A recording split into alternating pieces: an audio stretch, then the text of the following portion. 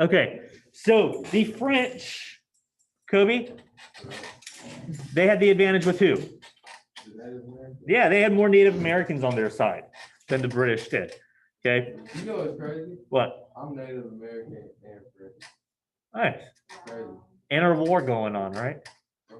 An inner war going on. Huh.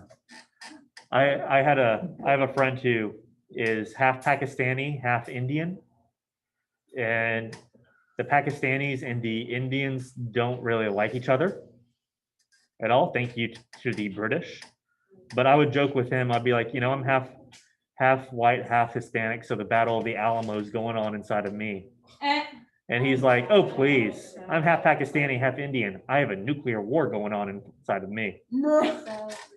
Because both Pakistan and India are nuclear powers. I didn't know India was a nuclear power. Yep. Oh, yeah. I thought it was like a third Nope. world. Nope. India has nuclear weapons.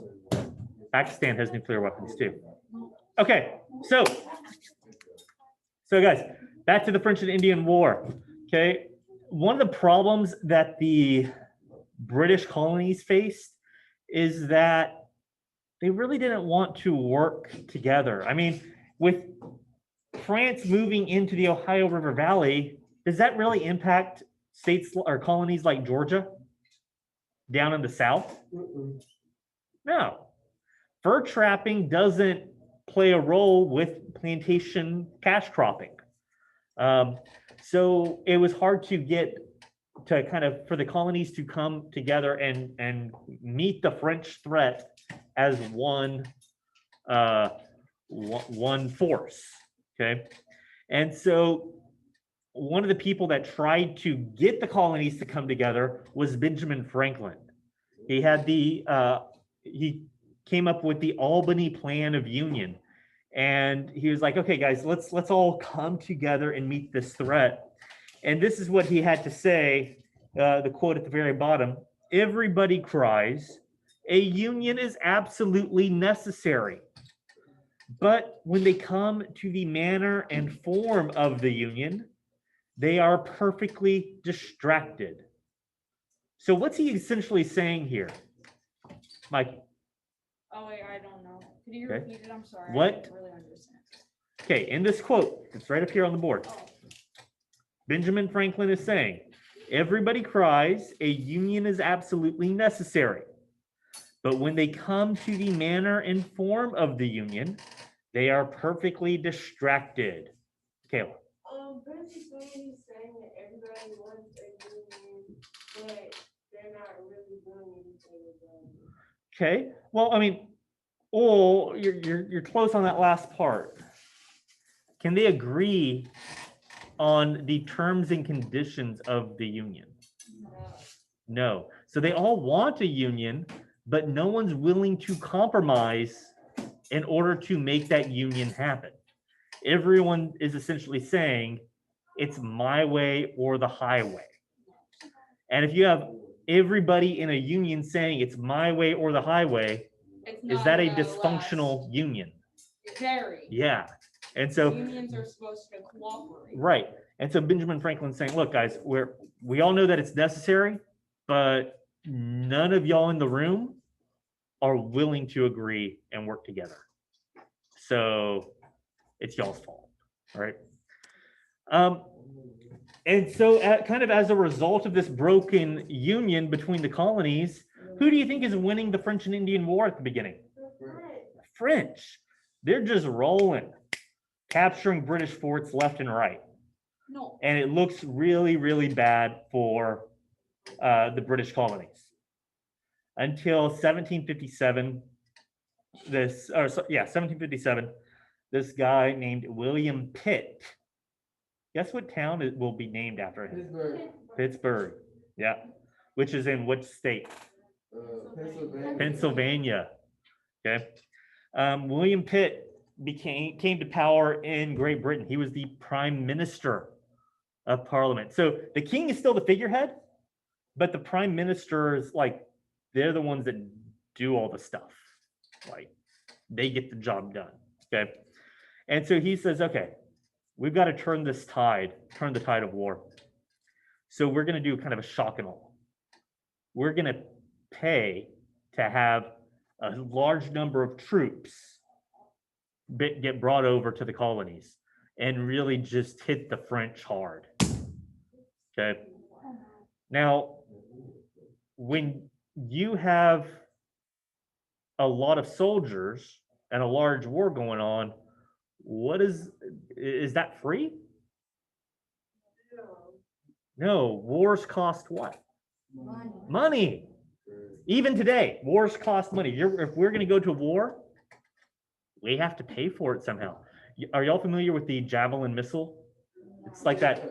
It's the shoulder fired missile that our Marines use. RPG.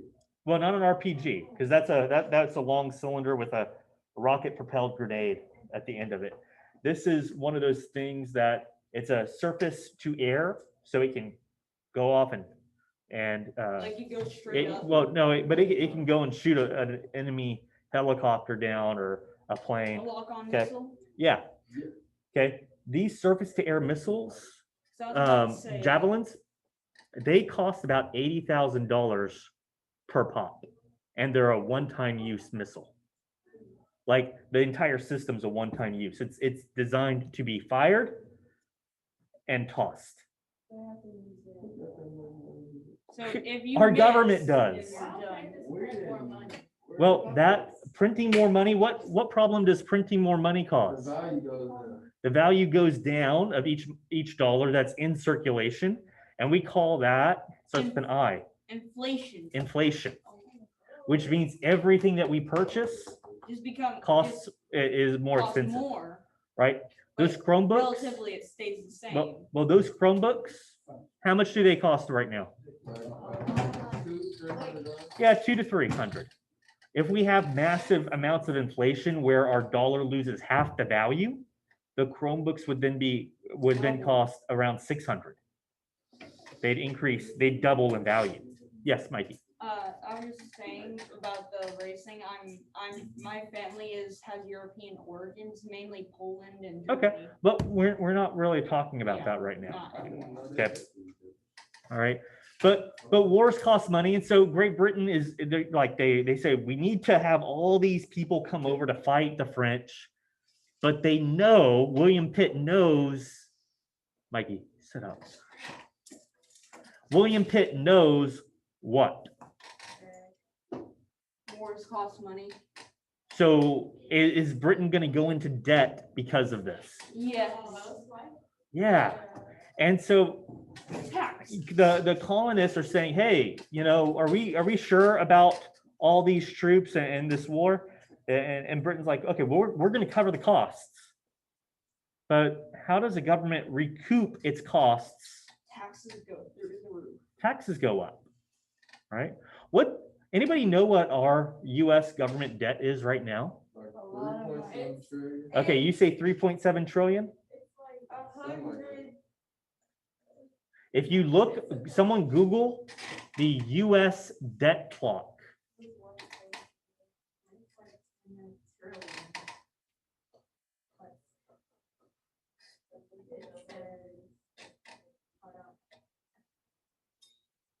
$20.3 trillion. Wait, it's not 20.3. Yes, It's more than that. it says 30.3 No. by the end of 2020. Okay. The Congress budget. By September 23rd, by, 2020. whoa, okay, Investopedia, No, Investopedia is out of date. that's. All right. We're at 27 trillion. Oh my god. Oh, it's going on.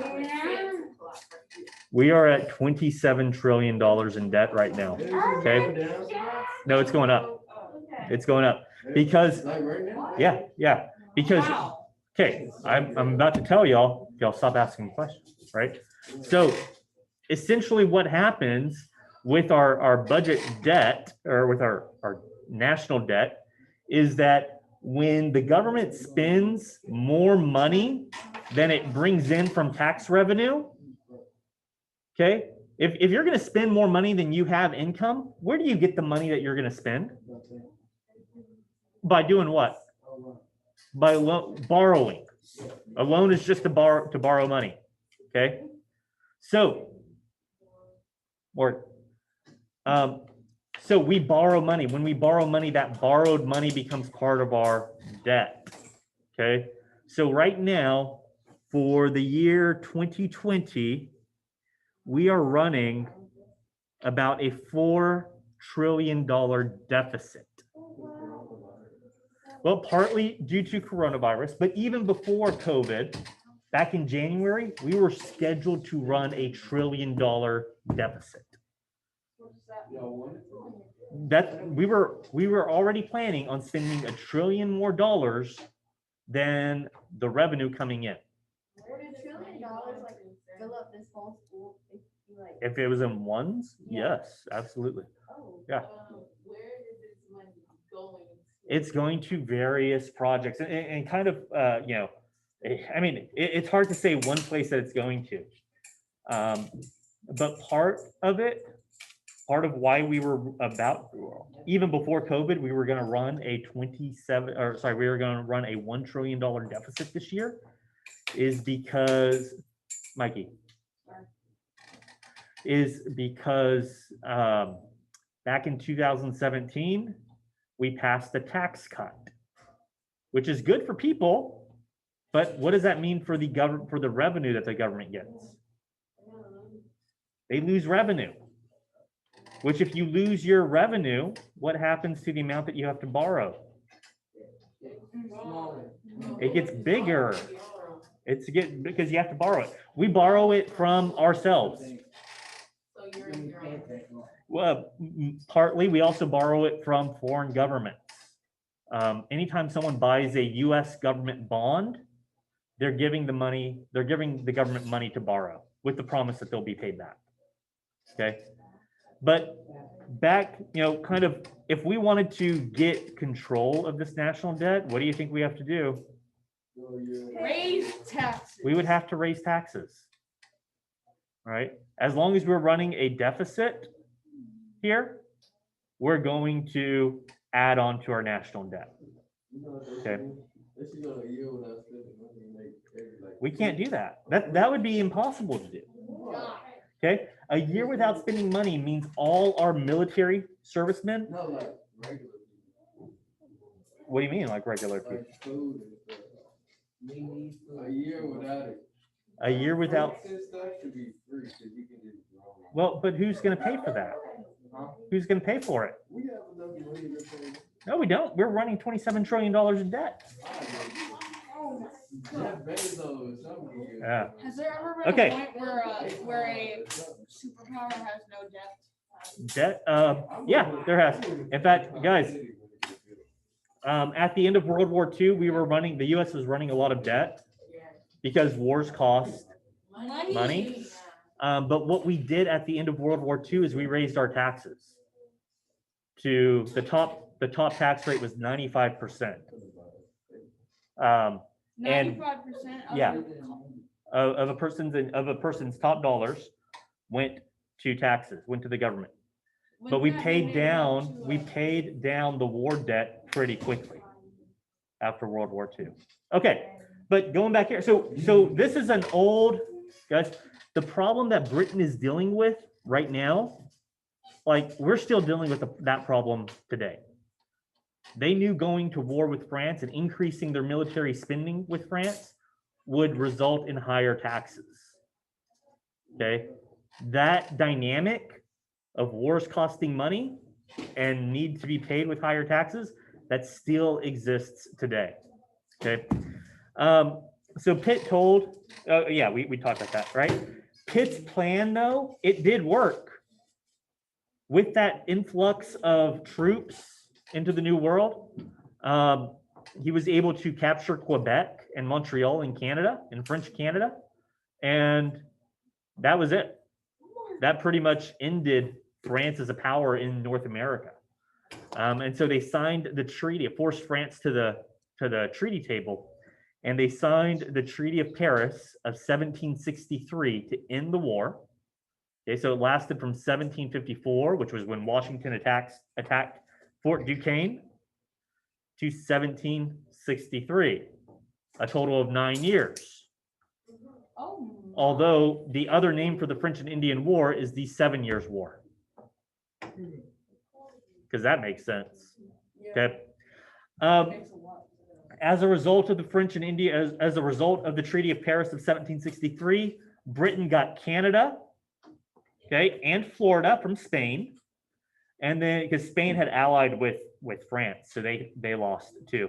Wait, And then Spain got Louisiana from France. And no, not yet. This is Spain owns Louisiana at this point. Okay, and New Orleans. So Spain owns all of that. Yes, Mikey. so. Oh, did the same thing happen in Canada that we did a revolution that? No. No, Canada actually will remain a British colony until the 1900s. And then Great Britain will grant them their independence. So they never go through a revolution like we did. Okay. Man, that's awesome. So as a result of the war, British colonists and now American colonists, they start moving west. Why do they want to move west? Find more land. More land. There's a problem though. There's a problem. What is Native Americans? Yeah, who lives on that land that they're trying to move into? Native Americans. And so what do you think is obviously going to happen? Native Americans are like, no, stop. There's going to be a war. Well, the British government just got finished with a war. Do you think they want to start another one with Native Americans? No, Yeah. So, Mikey, stop.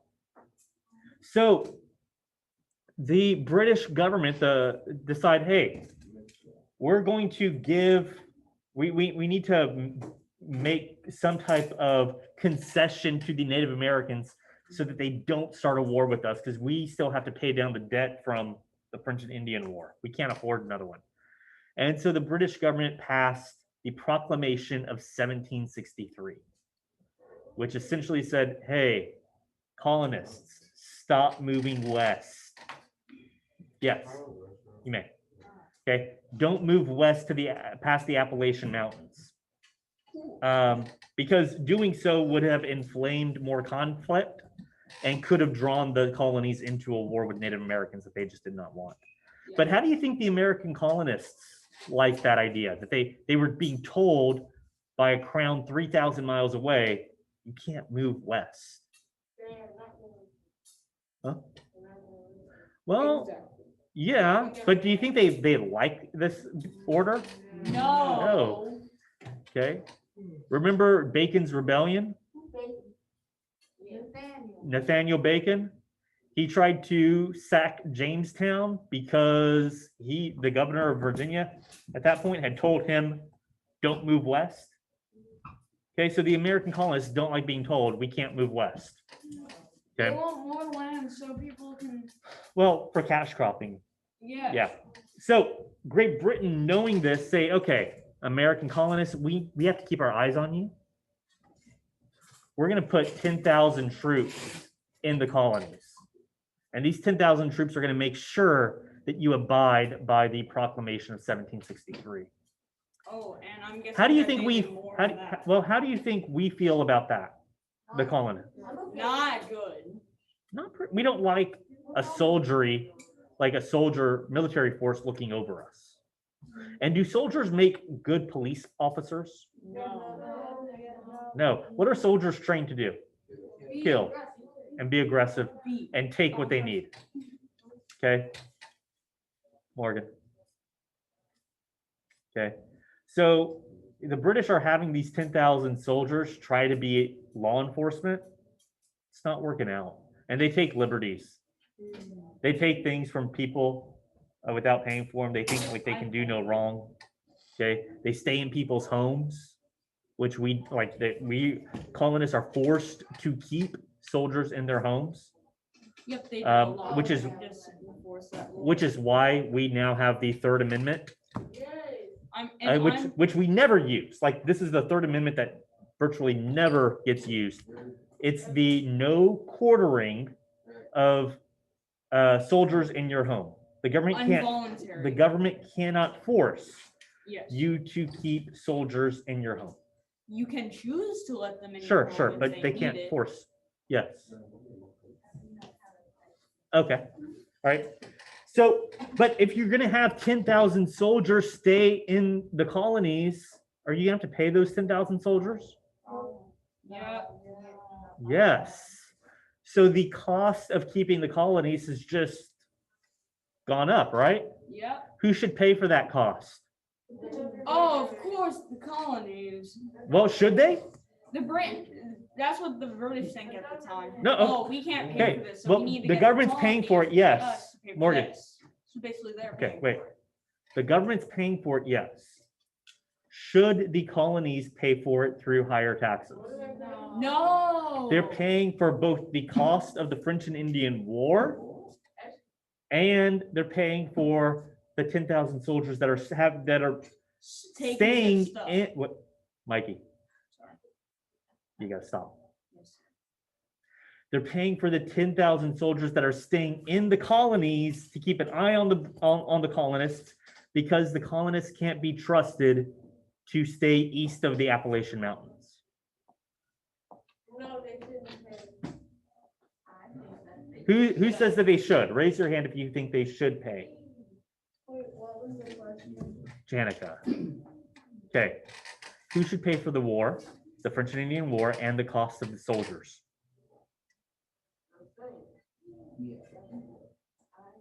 Raise your hand if you think the colonists should pay for the cost of the war and the soldiers. Can I say something? Nope, about not the yet. French and Not right Indian now. War? Not right now. Raise your hand if you think the British people living in England should pay for the cost of the war and the keeping of British soldiers in England or in the colonies. Because one of the two have to pay for it. Wait, I have an idea. Who should pay? Who should pay for it? The colonists or people living in England? Can I say who I think should pay for it? Okay, Mikey, who do you think should pay for For it? the French and Indian War, the French are the whole reason of it. So I think the French should pay for the French and Indian They just War. gave you the land. That was the terms of it. They've given you the land. That could be a consideration. I tend to think the colonists should pay for it.